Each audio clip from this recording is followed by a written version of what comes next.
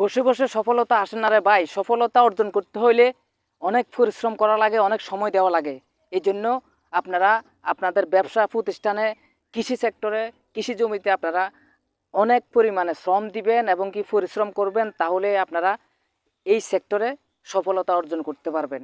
আপনারা যেই সেক্টরে থাকেন, আপনারা ওই সেক্টরে আপনারা প্রচুর পরিমাণে সময় দিবেন এবং কি শ্রম দিবেন, তাহলে আল্লাহ পাক ইনশাল্লাহ আপনাদেরকে সফলতা দিবে।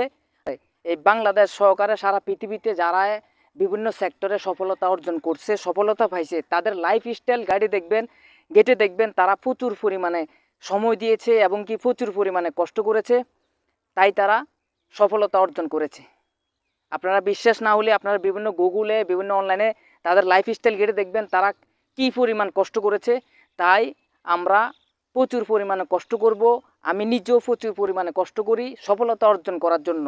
তাইলে আপনারা সফলতা অর্জন করতে হলে আপনারা প্রচুর পরিমাণে পরিশ্রম করবেন, সময় দিবেন, আপনারা একদিন ইনশাল্লাহ সফলতা পাবেন। সবাই আমার ভিডিওগুলো দেখবেন। যদি আমার ভিডিওগুলো আপনাদের ভালো লাগে, আমার ভিডিওগুলো লাইক, শেয়ার, কমেন্ট করে আমাকে অনুপ্রেরণা দিবেন, উৎসাহ দিবেন, যাতে আমি আরও সুন্দর সুন্দর ভিডিও আপনাদের মাঝে উপহার দিতে পারি।